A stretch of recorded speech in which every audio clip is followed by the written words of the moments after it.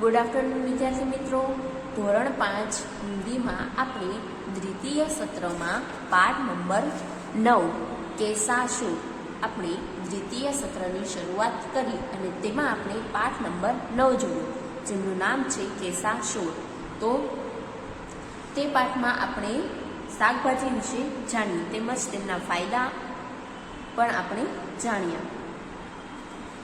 तेना शब्दार्थ अने मुहावरे तेमज अभ्यास में प्रश्न नंबर 1, 2, 3 અને 4 जेमां प्रश्नोना जवाब हता ते आपणे जोया।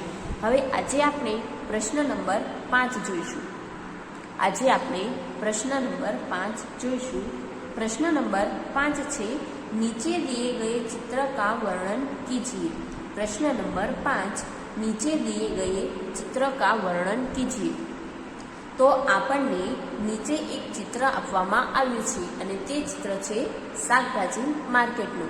तो आ चित्रनुं आपणे वर्णन करवानुं छे। तो आपणे चित्रनुं वर्णन करीए। तो सर्वप्रथम यह सब्जी मंडी का चित्र है। यह सब्जी मंडी का चित्र है। सब्जी मंडी में सब्जी की दुकानें लगी हुई है। ये सब्जी मंडी का चित्र है और सब्जी मंडी में सब्जी की दुकानें लगी हुई है। आ एक शाकभाजी की मार्केटનું चित्र છે અને આ ચિત્રમાં માર્કેટમાં શાકભાજીની દુકાનો પણ છે। एक दुकानदार की सब्जी बिकी नहीं है। एक दुकानदार की सब्जी बिकी नहीं है। एक दुकानदारनी શાકભાજી વેચાણી નથી। आ दुकानदार છે તેમની શાકભાજી હજુ સુધી વેચાણી નથી। वह ग्राहक की राह देख रहा है। वह ग्राहक की राह देख रहा है। आ शाकभाजी मार्केट में शाकभाजीनी दुकानों पण छे अने तेमां एक दुकानदार जे आ दुकानदार छे तेमनी शाकभाजी हजू सुधी वेचाणी नथी। ते आ दुकानदार ए ग्राहकनी वाट जोई रह्यो छे। आ दुकानदार ए शाकभाजी लेवा माटे कोई ग्राहक आवे तेनी राह जोई रह्यो छे। दूसरे दुकानदार के पास एक लड़की सब्जी खरीद रही है। दूसरे दुकानदार के पास एक लड़की सब्जी खरीद रही है। आ बीजो जे दुकान वाळो छे तेनी दुकानमांथी एक छोकरी ए शाकभाजी खरीदी रही छे। बीजा दुकानदार पासे एक छोकरी शाकभाजी खरीदी रही छे। एक ठेले वाला भी दिखाई दे रहा है। एक ठेले वाला भी दिखाई दे रहा है। एक लारी वाळो पण देखाई रह्यो छे। एक लारी वाळो पण देखाई रह्यो छे। वह सब्जी बेच रहा है। वह सब्जी बेच रहा है। ते शाकभाजी वेची रह्यो छे। ते शाकभाजी वेची रह्यो छे। ठेले वाला ग्राहक स्त्री को बैंगन दिखा रहा है। ठेले वाला ग्राहक स्त्री को बैंगन दिखा रहा है। आ लारी वाळो जे आ लारी वाळो शाकभाजी वाळो छे जेनी पासे लारी छे ते एक स्त्री एटले के एक स्त्री ने ते રીંગણ बतावी रह्यो छे। स्त्री के पास एक बच्चा भी खड़ा है। स्त्री के पास एक बच्चा भी खड़ा है। ते स्त्रीनी पासे एक छोकरो पर ऊभो छे। जमीन पर कपड़ा बिछाकर दो स्त्रियां सब्जियां बेच रही है। जमीन पर कपड़ा बिछाकर दो स्त्रियां सब्जियां बेच रही है। जमीन पर कपड़ू पाथरीने बे स्त्रीओ शाकभाजी वेची रही छे। जमीन पर कपड़ू पाथरीने बे स्त्री शाकभाजी वेची रही छे।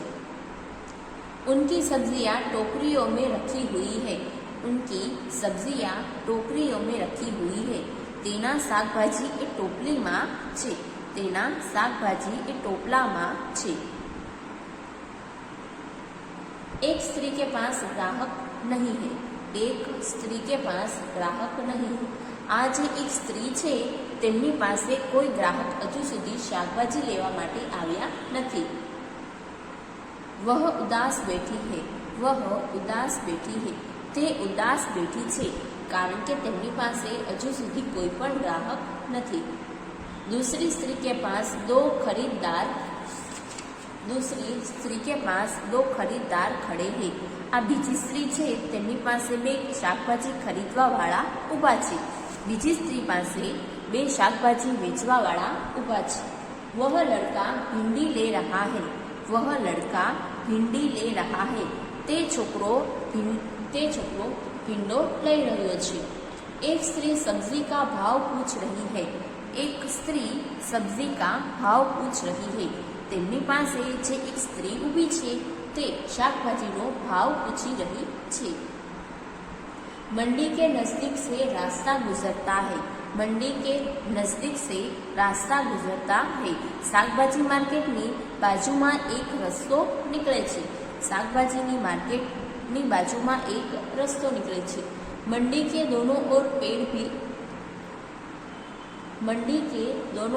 पेड़ भी दिखाई दे रहे हैं। શાકભાજી માર્કેટની બંને બાજુ ઝાડ પણ દેખાઈ રહ્યા છે। फरी જોઈએ, यह सब्जी मंडी का चित्र है। सब्जी मंडी में सब्जी की दुकानें लगाई हुई है। दुकानों पर ग्राहक खड़े हैं।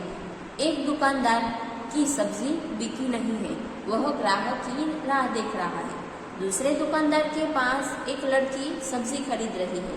एक ठेले वाला भी दिखाई दे रहा है, वह सब्जी बेच रहा है। ठेले वाला ग्राहक स्त्री को बैंगन दिखा रहा है।